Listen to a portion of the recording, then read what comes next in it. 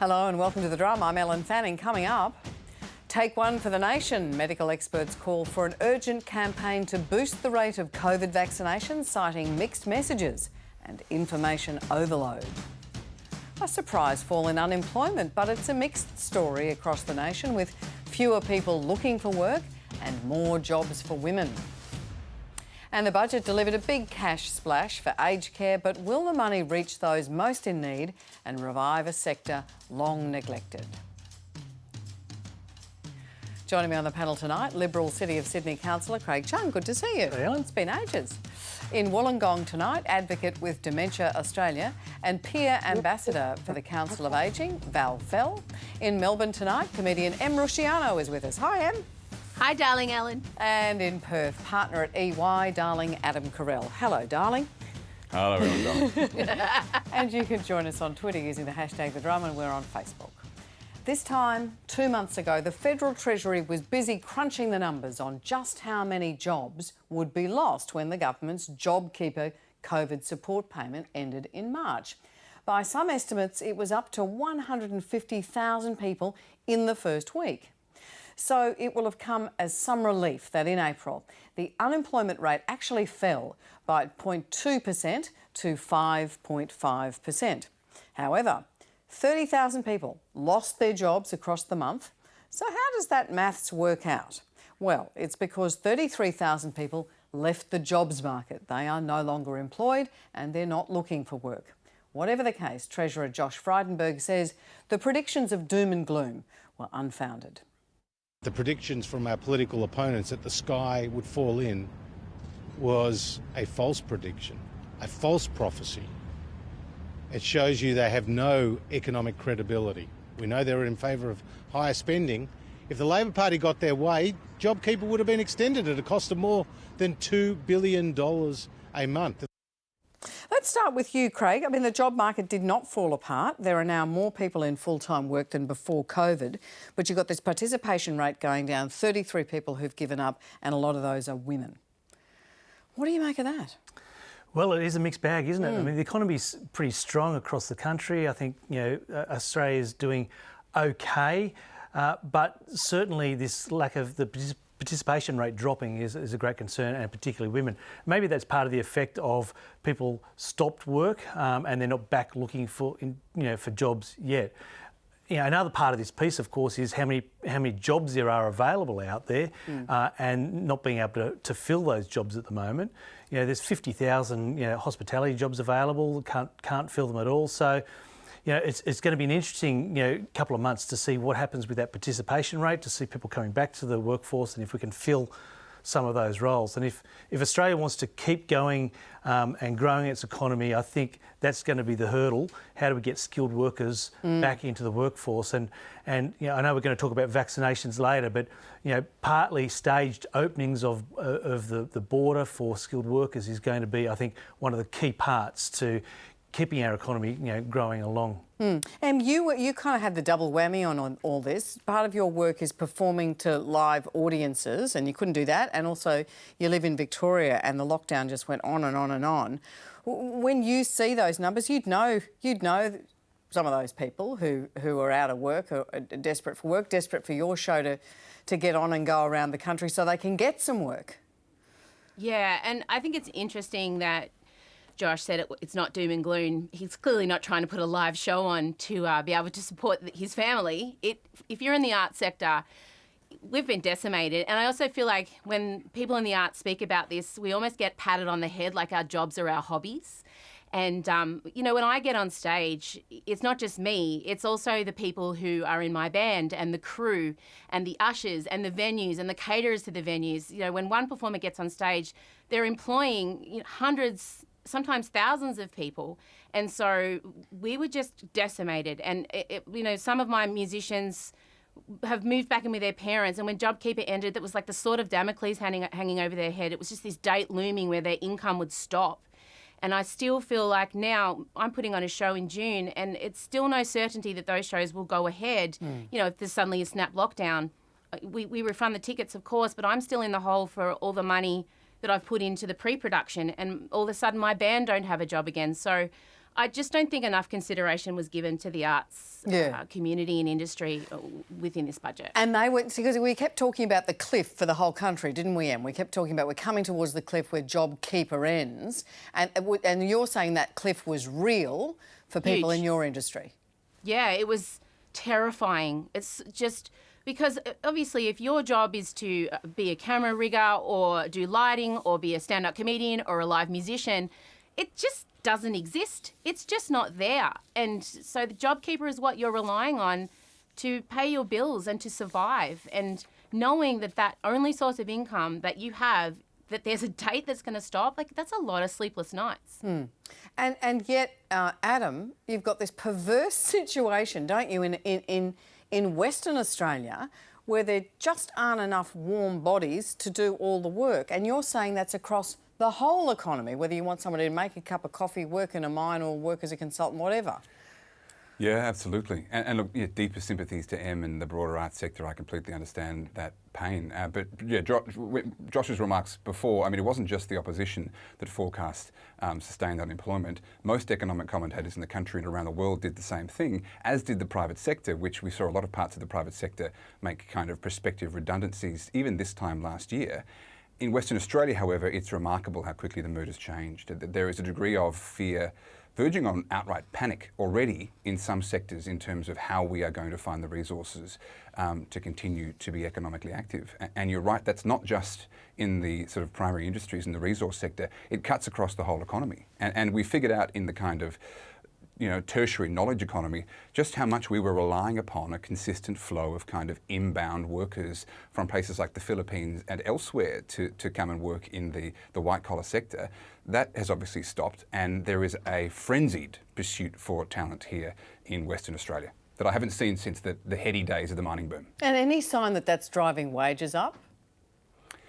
Well, no, actually not yet. I mean, there's every hope that it will. Surely it must. I mean, we haven't seen the telltale signs of inflation yet and wages growth yet, but even from my vantage point, my small vantage point as an employer myself, I mean, I'm probably going to pay a price for saying this out loud. We are already having to compete for talent and pay orders of magnitude more for talent that we were relatively recently. So even in my own small world, I can see it playing out. I hope it plays out across the economy more broadly. I still think there are structural issues out there which will mean that it won't to the extent that we might hope. But surely one thinks that this should manifest in wages growth and inflation before too long. Val, you've spent the week on Zoom at an aged care conference as a leading voice on that. And later in the program, we'll talk about how we need 70,000 more aged care workers in this country. When you see those sorts of numbers, what do you think? Where do we need to create more jobs and for whom? Well, we obviously need to create many, many more jobs within the aged care sector, either for at-home care or for residential care, but also in the other sections that service aged care, like the advocacy areas where we'll have people guiding carers through information and navigating the hub and that kind of thing. We will need a lot more workers. But I think it's a bit soon for Mr. Frydenberg to make a judgment on just 1 month's figures, because the months that he's talking about, I think, covered Easter, which is normally a different time in the community. And because there weren't a lot of people holidaying, a lot of people in the hospitality weren't actually working. And some of those people who lost their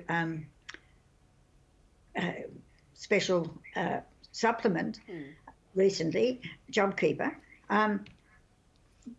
they may have thought during that period of time, it's not worthwhile going looking yet for a job because it's Easter and everybody's closed. So I'll wait. So you're thinking another month or two, right? Get into the winter and see how it looks to really get a sense of the impact of the withdrawal of that. I think it's far too soon to make final judgments on the fact that the economy is on the rise. Yeah. It won't be on the rise until we're fully vaccinated and the borders are open, because we are not an island. We are an island, but we can't live as an island. We're part of the global community, and we need to have people coming in without tourism, there will be a real tourism. There will be a drop in employment. Yeah, it's coming, you feel. Yeah. It's interesting that Queenslanders have put out, Craig, this Work in Paradise initiative, because wherever you work in Queensland, Craig, you are in paradise. Apparently so. Yeah, doesn't matter what you're doing. They're trying to fill 4,000 vacant roles. There it is. Could this be your new office, Work in Paradise? Imagine that. $1,500 as an incentive and $250 travel money to get you there.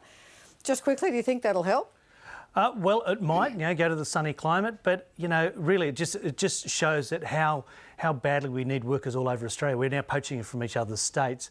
Australia's global economy, Val's dead right. Until we open our borders, and whenever that happens and however that happens, we need workers to come back in. Our economy's sort of going to stall without extra skilled workers. Well, today is World Access Day, an opportunity to recognise the work of advocates in ensuring people with disabilities are able to live their lives the way they want to. In Australia, 1 in 6 people has a disability, and yet when it comes to everything, something as everyday as going to the beach, it remains a challenge for many. A group of advocates, however, is trying to change this, as the Drum's Beth Ann Smolenick found out.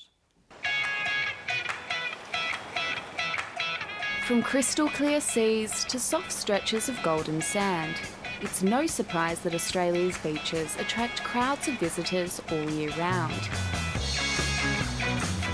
For 25-year-old Kate Thomas, this summer's family holiday to the New South Wales North Coast was one like never before. We'll go to the beach every day, and I think towards the end of the week I'm like, right, this is my time, we're going to go in the water.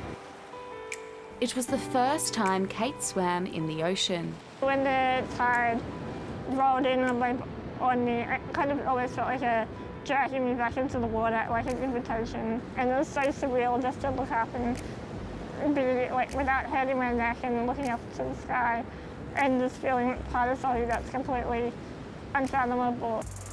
Many on a day like today when the sun is shining, it seems only natural to go for a quick swim. But have you ever stopped to think about how accessible our beaches actually are? I broke my neck in the swimming pool in 2017, so I'm a wheelchair user now. But when I grew up in South Australia, I used to be a surf lifesaver. So I spent a lot of time on the beach.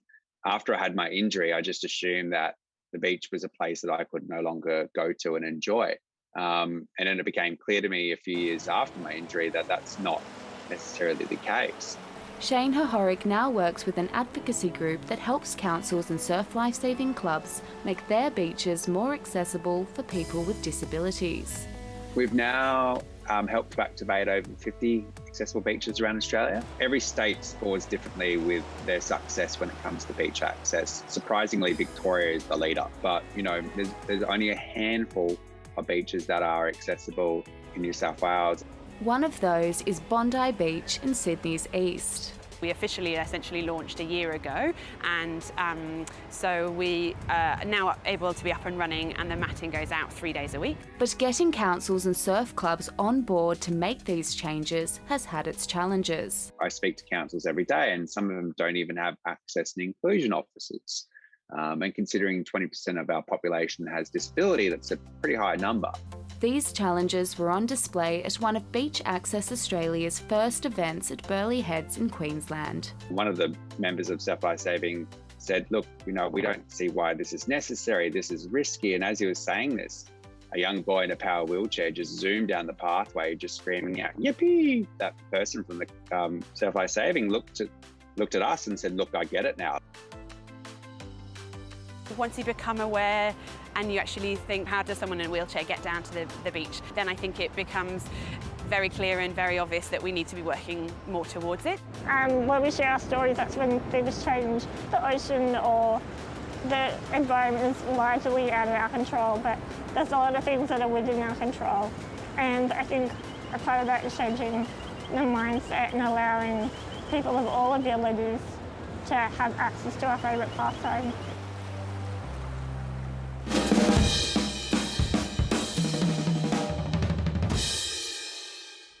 Now, take a look at this. Hey, COVID, you're gone. Everybody, it's time to vaccinate. Faster, Rula! No time to waste. Do you know what this is? It's the metaphorical door to freedom. So this is the bit where you're going to have the vaccine now, Elton. So just kind of pretend that you're having the vaccine. Is it confirmed safe? Rosie, come on, be brave. Oh. What was that, Elton? That was me acting. Okay. Hey, COVID, check this out. Singapore, don't waste it. Better get your shot. Steady from BP. I'm going back home to see my mum. We're locking in a date for a big fab wedding. And as you can see, I'm still standing. Yeah, yeah, yeah. Wow. Okay. Thanks, Elton. We'll let you know. Oh, well, at this short notice, you won't find anyone bigger. Hello, my name is Michael Caine. Those are public health campaigns from New Zealand, Singapore and the UK, all telling people to get out and get vaccinated. We have got similar campaigns here in Australia. Australia's COVID-19 vaccination program is underway with Phase 1A. COVID-19 vaccines continue to roll out to those most at risk. COVID-19 vaccines will be given with a needle. To ensure the best protection, they must be given 2 doses. People aged 50 and over can now be vaccinated at selected sites. The vaccine will strengthen your immune system by training it to recognise and fight against the virus that causes COVID-19. It's campaigns like this that have health experts up in arms. They say it's time Australia adopted a more effective communication strategy, something a bit closer to our friends overseas. Aren't they bloody fantastic? That's exactly what we need. I think what they're doing is exactly what needs to happen, which is really the message about why people need the vaccine. We have been living in this gilded cage. We have been the victims of our own success. And it's great that we've been successful and well done to the leadership in this country, but all the community. But we need to get back to basics, depoliticise it and get back to understanding that this is a really important endeavour for Australia and Australians. Now, you might think that getting people to take a vaccine in the middle of a global pandemic would be like shooting fish in a barrel, but it's proving harder than you might think. A recent survey found 30% of Australians said they were unlikely to get a COVID vaccine, and when asked why, a huge proportion say there's no rush or the risk of getting COVID is low and they can wait. So, do we just dial up yourself, your good self, or Russell Coight or somebody? I saw your face when you played the Australian ads and there was a look of pain there. Oh, look, it was a bit dry. Yeah. I love the New Zealand and Singapore, the zhuzhing. It's like putting glitter on your maths assignment, like it's maths, but let's give it a bit of razzle-dazzle. And I think that's where the government have got it wrong here. I think that we need to make it more human, because the coronavirus really was the great level, and no matter who you were put into lockdown or you've been isolated from another country or a border. So I think that they need to remember that they're speaking to fellow humans, and the other campaigns, it's all very friendly and approachable, and we're just kind of getting facts and figures and rollout information, and it's like, oh, come on, guys. But I don't think it's comedians, because we've got enough stress trying to make jokes about the political climate. Like, we're exhausted. I think it's time to engage the TikTokers. And I have 2 Generation Z daughters, and they are geniuses. They can make little amazing videos, little things that really intimidate me. So I'm a geriatric millennial, so I'm no good to you. But I think the answer is engaging some of those TikTokers, truly. Yeah. Get them going. Now, speaking of razzle-dazzle, Val, you were photographed having the vaccine. Were you expected to bring razzle-dazzle to the prospect of getting the over-90s vaccinated? Was that your role? No, my role there was to, this was for the Older Persons Advocacy Network. We did a webinar early in May to try to convince people that it was safe to have the vaccination. And to prepare for that, I went to have mine, and my daughter took a photograph of me having it, which they showed on screen during the webinar, when I told everybody to go and get it because it didn't hurt. But part of the webinar was my role in that and co-chairing it was to interview Michael Kidd, who is the Deputy Director of Public Health, or Medical Advisor at least. Deputy CMO, yep. And he was very good.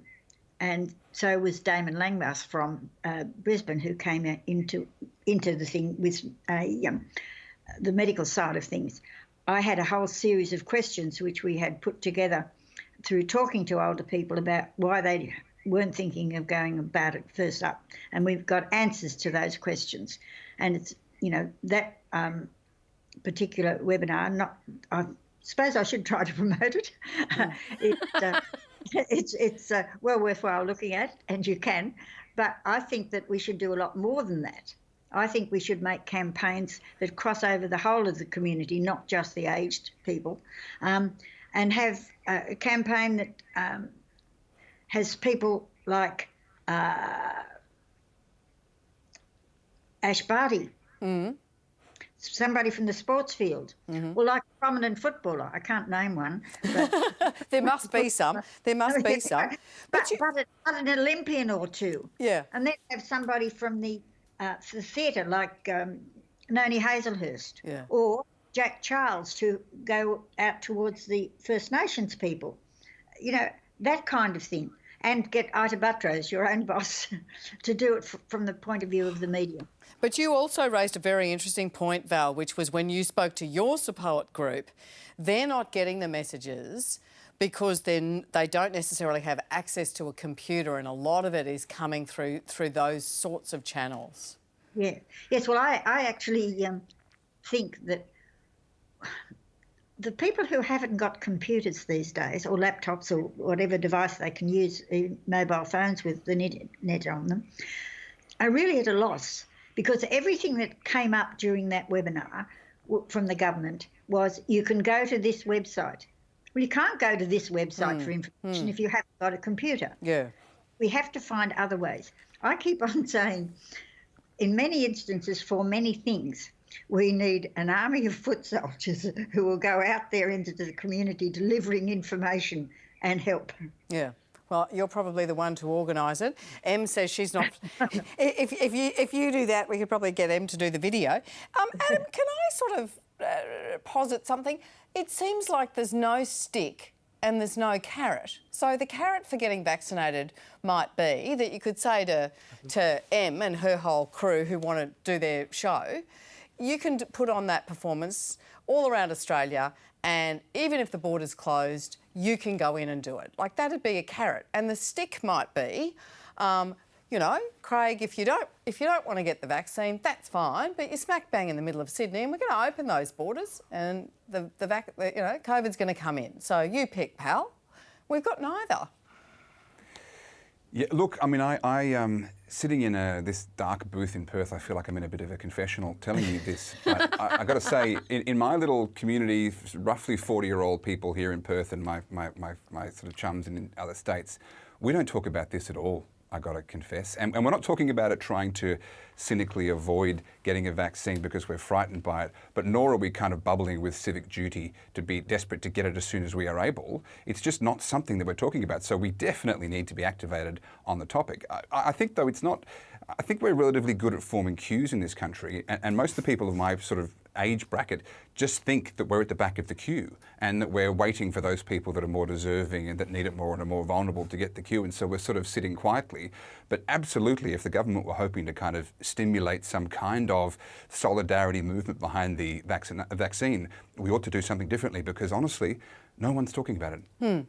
You had it, Craig. You had the Pfizer. I've had the first shot of the Pfizer, and Val's right, didn't hurt at all. Yeah. Look, I've got no problem with taking it, but first of all, I've got to say, put Val in charge. She seems to have all the answers, and she's absolutely spot on. But you know, look, it has to be clear messaging across a number of sort of sectors. So Em was right. There's got to be horses for courses. There's going to be TikTokers, and you're going to have community leaders like Val out there talking to their communities.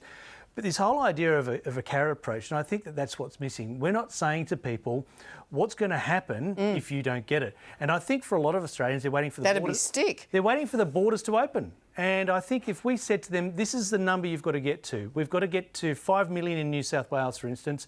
And when we get to that number, we feel safe to open the borders. Daily updates, how many have we gotten today? How close are we to getting there? Like we did in the beginning, we had the 11 o'clock update every day from the Chief Medical Officer. I think something like that, being able to say, you're going to be free. And the same with Em. I think you can't go to a show if you don't have the vaccination. So fully vaccinated shows, you can get there, get the economy back working with people who are vaccinated. And can I play devil's advocate, though? I mean, why should Scott Morrison or the federal government have to convince people in the middle of a pandemic to get a vaccine? I mean, more than 4,000 people died in India. yesterday. And, you know, to be absolutely brutal about it, there could be just a little exercise in Darwinism. If you don't want to take the vaccine and we're about to open the border, then there we are. You take your chances. You said You're brutal, lady. Shit. I think it's just good old-fashioned complacency. This is what's it's not happening around us. It's not in our backyard. Our friends don't have COVID. You know, I really believe if we were all of a sudden transplanted to India and saw what was going on around us, if you were offered the vaccine on the spot, you'd take it. So I think here people are like, meh, because it doesn't really affect them. So that's the problem, and that's kind of the human. I think Western culture, it's all about I, you know, too. Like there's not a great we mentality. You've got a big community mentality. So I think in China, wasn't there something like 15 million vaccines given out? Like it feels like in the Asian countries, there's more of a community mentality. But I think here it's like, well, if it's not directly affecting me, I don't really care. And maybe that's what's missing though, because in the beginning we did have this community mentality. We stayed home when we were told. You know, as Adam called it, we stood in a queue, and maybe we need to bring that back somehow, because you know there is a community need to get us all vaccinated. It's really important. So finding a way to get us back onto the community page rather than just the me page, I think it'd be really important. But before we came on, you were talking about the sorts of really hard decisions that small business owners in the City of Sydney, and I'm sure the City of Melbourne and Perth and everywhere else, are having to make, because there's fewer people coming into the city and there's no tourists on weekends. And so once the vaccine is available to everybody, really available, and they've had every opportunity to have it, I mean, the Prime Minister's saying vaccination isn't the critical thing for opening the borders. He hasn't said what is. But doesn't there come a point where you say, OK, we've had a good opportunity for everybody to get it, vulnerable people have been vaccinated and everyone else has had a good shot at it, good chance, we're opening the borders. Well, take your chances. Em's said it already, and I think the idea that, you know, if we get the vaccination and we get the borders open, you know, the economy will grow. But if we don't sort of get people on board and get them to understand that there's an urgency to this, we're feeling pretty good in it. We're feeling pretty good. There's almost no cases of COVID. We've done very well as a country. So people are sitting back and saying, "I'll wait and see what happens." You know, AstraZeneca's had a bad, rep, so I'll see, if that kills you first. So you know, I think that's been a bit of the attitude. Yeah. And of course, I think the media's got to play its role too. You know, I think it's my fault, is it? Well, I don't think it's your fault, but I haven't heard you say this. Imagine the reaction I'm going to get for the Darwinian comment. But anyway, I couldn't believe you actually said it. But you know, I'm so glad you said it, because there's nothing I can say that will top you. So go for gold, Twitter. I think one thing, Ellen, that will get people to have the vaccination, and that is that if we do open the borders to the other and you're not vaccinated, the other countries will say you can't come. Yeah, you can't go to Bali. You can't go to Disneyland. You can't come. Yeah. Then those people who are saying, "Oh, we're all right," they will go, because they'll know that they're stuck at home and they can't go on their holidays. There's a lot of people who don't go on holidays, though. There's a lot of people who, are happy to holiday inside Australia. I'm not convinced, And then everybody just says, "Oh, it's about the people who want to go skiing in Aspen," but I don't know. No, I just want to put a show on. But it's also going across our borders. I mean, the state borders, the other thing. I mean, if the states say you can't come in unless you're vaccinated, that would stop it, wouldn't it? Yeah. Adam? I was just going to say, I assume, though, I can't get it, unless I've missed the memo massively.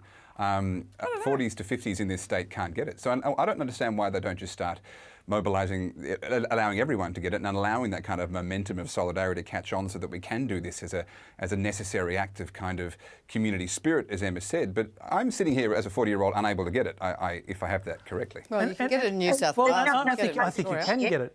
What's that? What's that, Val? I don't think there's enough Pfizer here yet. Most of it's not coming till the end of the year, is it? So the under 50s will be getting Pfizer, not AstraZeneca. Yeah. Well, I tell you what, why don't you Google that, Adam, while I read the next bit. You're watching The Drum, and with me on the panel, Liberal City of Sydney councillor Craig Chung, in Wollongong advocate with Dementia Australia and peer ambassador for Council of the Ageing, Val Fell, in Melbourne, comedian Rusciano, and in Perth, partner at EY, Adam Carrel.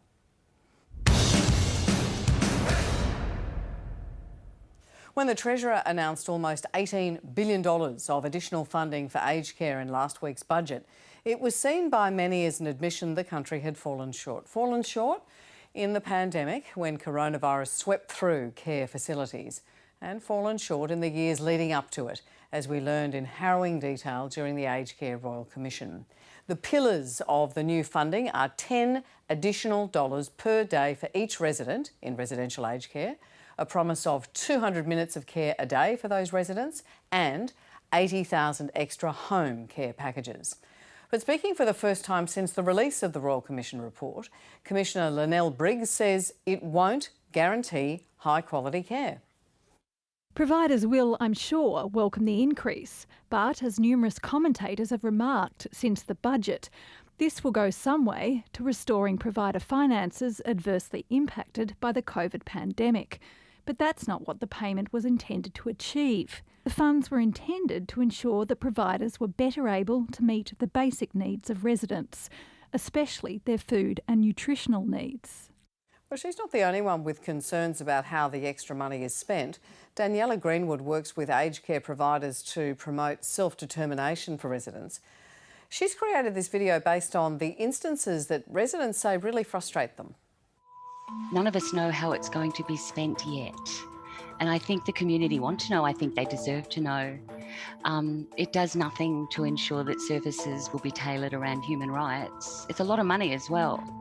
Yeah, it's time for bed. For the majority of providers out there, even if they do spend it on staffing, and they haven't moved away from that really institutionalised, custodial, really paternalistic kind of model, I fear that it's just going to be more of the same. And more of the same is that infantilisation where everyone feels that they know what is best for an older person.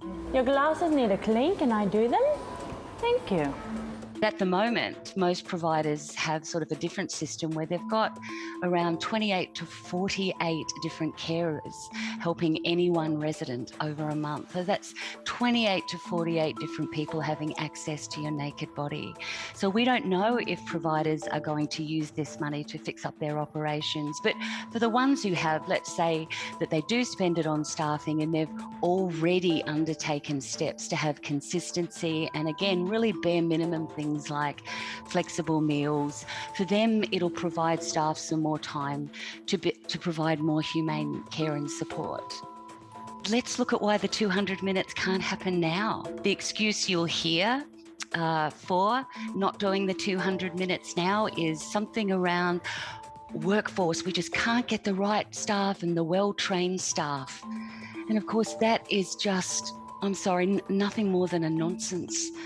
In terms of course you can get staff if you pay them. I'm very disappointed that the budget did nothing to amend the wages of carers who work in this space and to attract new people. For more on this, we're joined in Brisbane by Director of the Health and Aged Care Program at the Grattan Institute, Stephen Duckett. Thanks so much for being with us, Stephen. Busy day for you, I know. Yes. I was reading through the pre-budget report that you wrote as part of the Grattan Institute about the challenges in this sector, and this is what struck me. $20 billion is basically what we've been spending on aged care a year. The Royal Commission revealed we need to be spending about $30 billion a year. Deloitte Access Economics said by 2030 we need to be spending $42 billion a year, and they said by 2050 we need to be spending $133 billion a year. So I guess putting a big chunk of money on it as part of the federal budget was never really going to solve all of these problems, was it? No, but, you know, this is the Royal Commission uncovered story after story. The Australian population saw what terrible care was some providers were providing and some consumers were experiencing. And I think the population was up for a bigger investment than the government went forward with. OK, and so what you're basically saying is, with those sorts of numbers that I've rattled off, you've got to bite the bullet. We're spending about 1% of GDP on aged care, whereas countries like Japan, the Netherlands, Denmark, 3 to 5% of GDP. You need many multiples of what we're spending, and you've got to figure out how to fund that. Is that the guts of it? Yeah, the government has put in about $5.5 billion extra a year, and the numbers you said are about 10 billion or 15 billion. So the government's put in, you know, maybe 3/4 or half what was necessary, and it hasn't even said you know, we're going to actually do this over, we might not be able to do it over 4 years, but we're going to do it over 8 or something like that. They could have actually said, here is our vision and we're going to fix this problem. You're never going to hear stories like that again. But they haven't done that. There's been no fundamental reform. It's just, what can we do as the minimum that will make people and make the provider organisations come out and say it's great, and managing the politics rather than fixing the problem. And just before I go to Val, is it still your view that we're going to have to get really serious about this? We're going to have to look at a 1% levy, which was proposed in part in the Royal Commission report, like a Medicare levy we all pay. We're going to have the family home in the pension assets test to save the budget about $2 billion, and we're going to have to scrap a lot of those tax breaks for older Australians to return that money to the budget too, to fund all this. Yeah, you don't need to do all three of those sorts of things. Any one or two of them will be enough, but the public is up for it. There was polling done to say, you know, how much are you prepared yourself to actually fix this? You know, if my Medicare levy goes up and it's an extra $600, $800 of tax a year, will I cope with that, and so on? And yes, the Australian public is up for this sort of thing. They don't want to hear these stories about their mother, their father, their grandmother, their grandfather ever again. Val, can I turn to you? That $17.7 billion, gee, that's a lot of money on budget night. What was your view of how the government was responding to those fundamental problems we've been hearing about? Well, there are some good things, but there are some very dubious things as well. And one of the things is that it's going to take an awful long time to actually implement the few things that they have talked about. And as Stephen has just mentioned about funding, I think that it's a pity that they didn't take up the Royal Commission's proposal for a hypothecated fund of a levy, because that would work, provided it was hypothecated, and that means that, you know, it can't be touched. And except by law. Hypothecated is if you raise a levy for aged care, you spend it on aged care. You don't use it to pay down debt. You don't use it for We used to have that many years ago in social services in the the first half of the last century. I remember seeing it on my father's tax form, but then it was gradually given over to consolidated revenue. We don't want that to happen again. But, you know, there were some very good things coming out of it, and some policy decisions and a change in the structure. But the main thing that came out of it, as far as I was concerned, in the positive side, was the fact that they're going to rip up the Old Age Care Act and start again.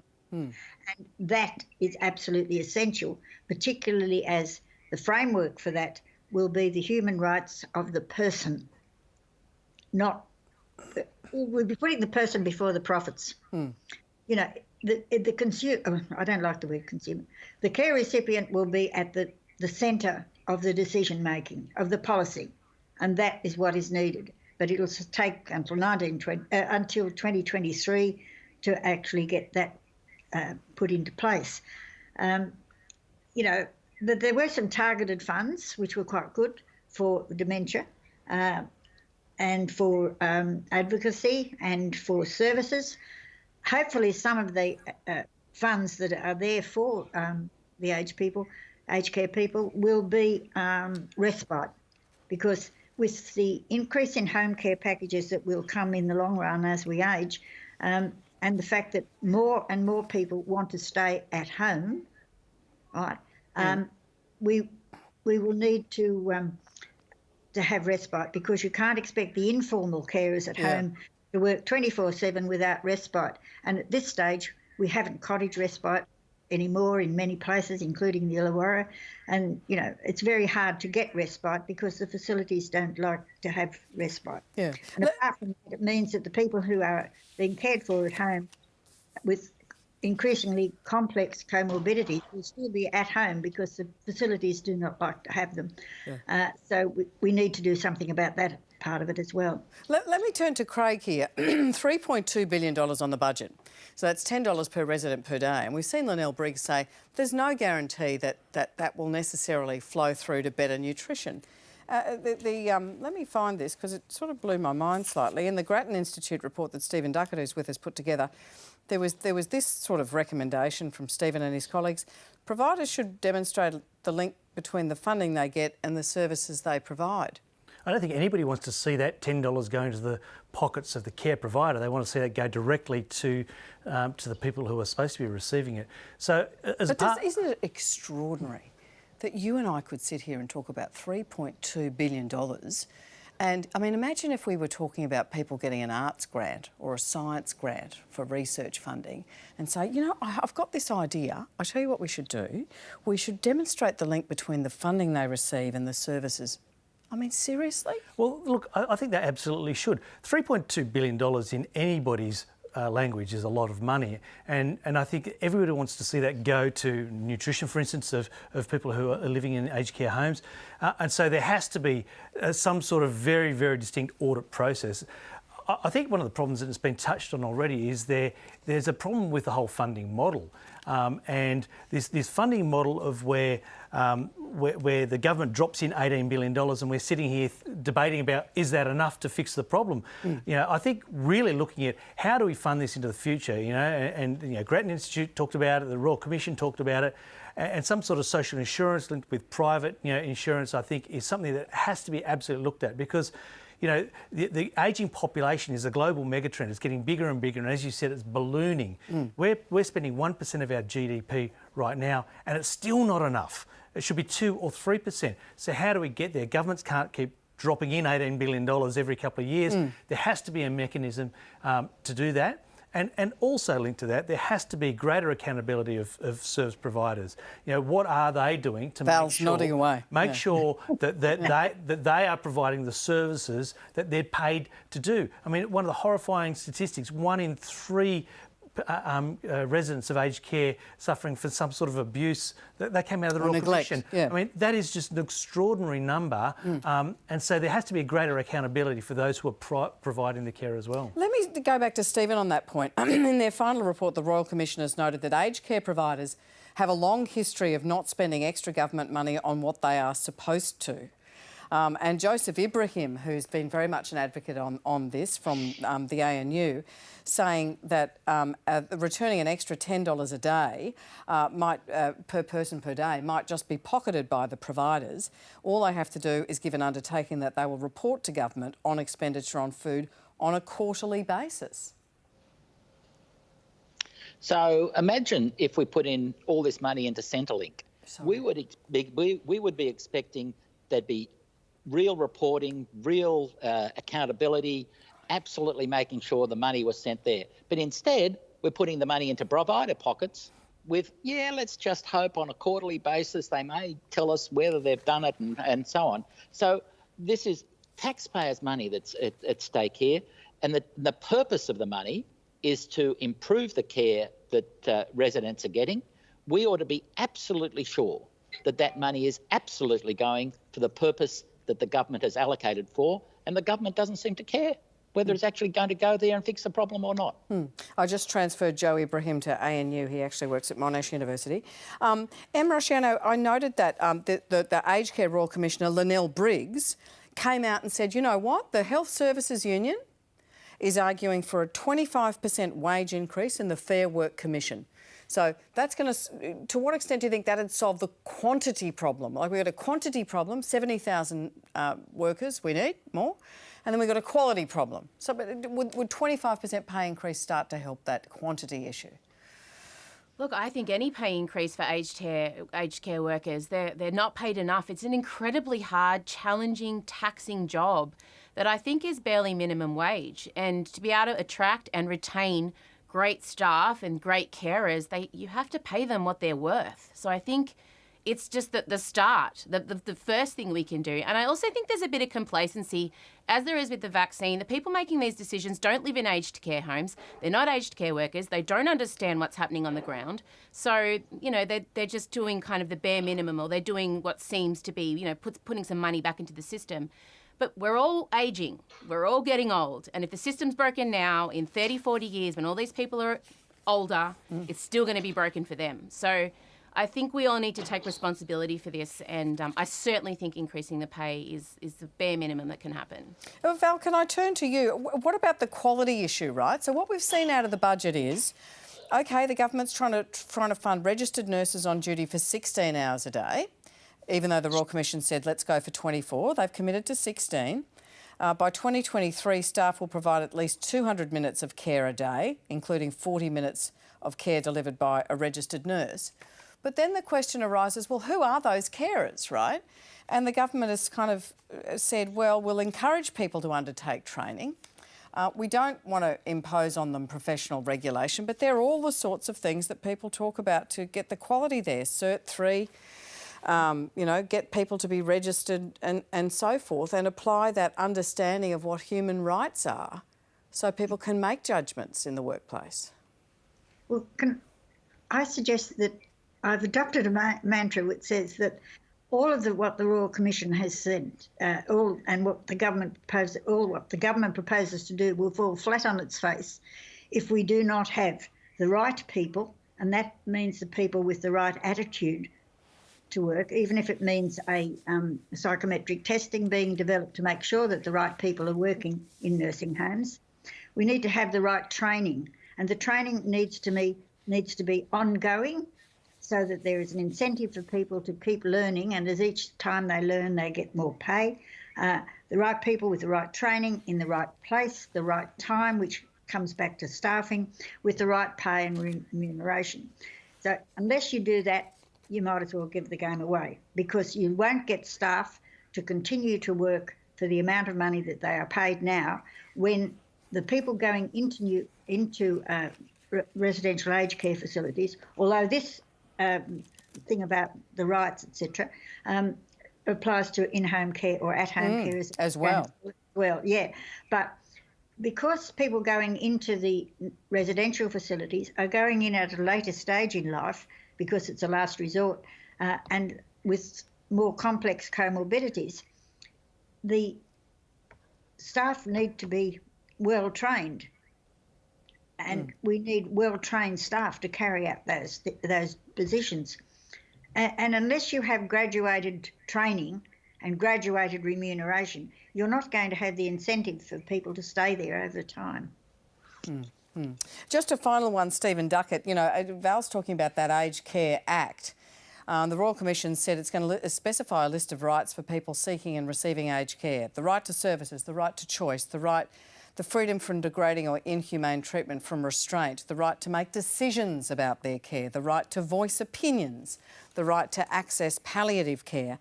How much of that is going to be a training issue for people in aged care to say, well, how do I support somebody as an aged care worker to have their own autonomy if they're starting to make decisions that involve personal risk? That's hard stuff. Yeah, and to be fair, that happens now. Obviously, there's a trade-off, and you've got to say to this person, well, are we going to put you in cotton wool and just not let you get out of bed and wander around and so on? And you might fall over, but you don't want to constrain them in the bed all the time. So this is happening right now. But what we're talking about is even more and even a greater emphasis on rights. And yes, it does mean some retraining. It does mean making sure that the Cert 3 program is probably revised to have a bit more on rights in it. And so all of that is feasible. It may take a little bit of time, but certainly we've got to say this is where we're going. We want a rights-based approach. We want to actually say the older Australian is at the centre of that, and their aspirations and where they want to go and their choices and differences and meal preferences and all those sorts of things. These are really important, and this is what I want if I have to go into a residential aged care facility in 10, 20 years' time. Thanks so much for taking the time, Stephen. Pleasure. There's one more thing I'd like to say, Ellen, if I may. Yes, Val. Things may change again, because in 2024, it's estimated that the funding for residential aged care will be placed in the hands of the care recipients and not in the hands of the providers.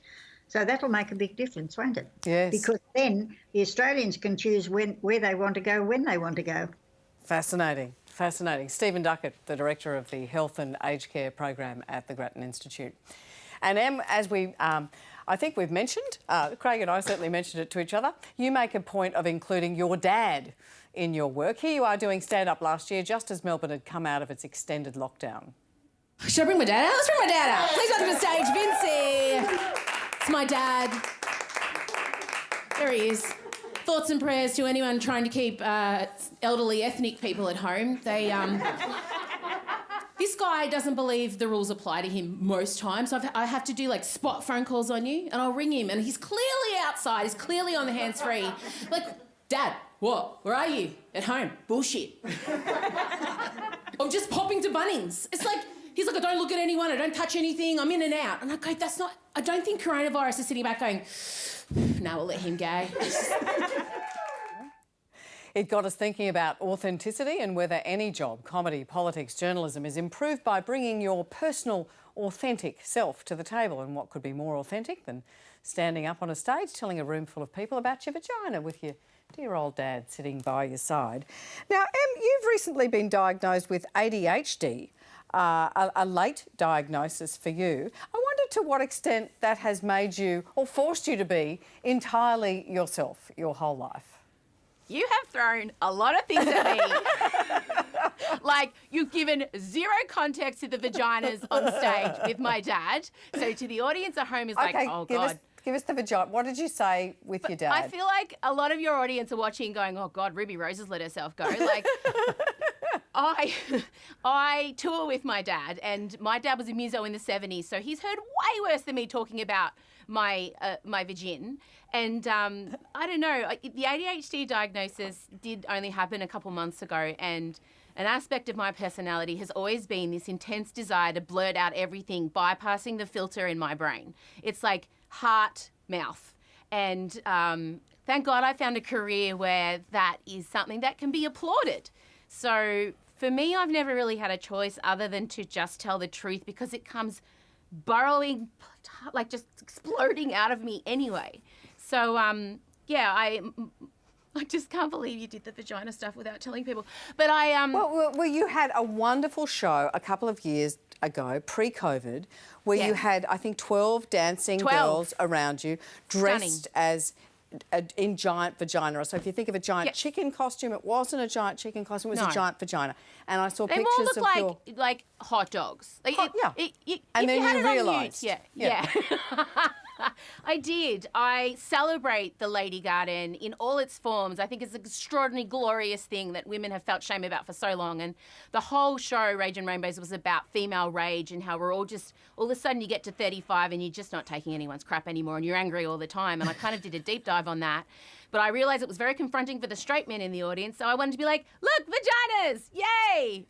After we told them that you need to actually be a part of the housework and carry some of the domestic load. So as you can see, I just like spurt things from the mouth without thinking, and luckily as a stand-up that works. But I think it's important, it's less for me to remember as someone who does have ADHD, things just slip out of my mind. So if I'm pretending to be something I'm not, it'll be very hard for me to remember the things I've lied about. So I find telling the truth less exhausting, and also it's a way for me to connect with my audience by sharing stories of my stuff-ups and mistakes, just to let them know that it's okay if that happens to them too. It's going to be okay. So I don't know. I just don't know any other way. Yeah. Adam, I was interesting. I looked up Forbes magazine because I hear people talk about their authentic self in a corporate setting, and I always kind of groan internally. And it actually said, let's start with what authenticity is not. It's not thoughtlessly adhering to every emotional whim regardless of the context and consequences and claiming it as some unfiltered expression of self.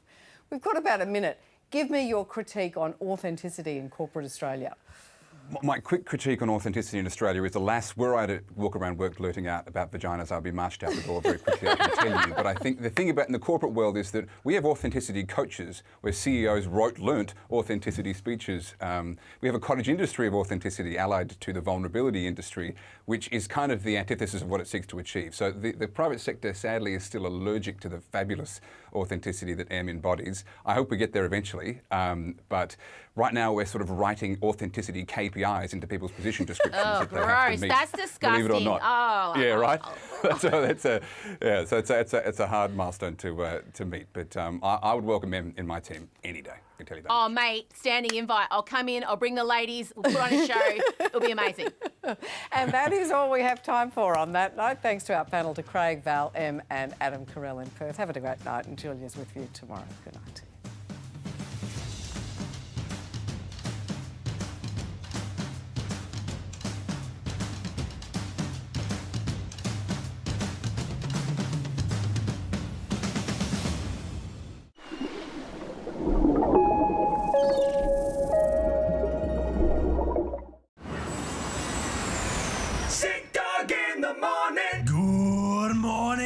overseas travellers, it's Sit Down! Coming to you live from an inner city hotel hastily repurposed and completely ill-equipped for quarantine. But that's okay, because you've got me for the next 14 days on Quarantine FM, bringing you all the hits from days 6, 8 and 13. Sick dog in the morning.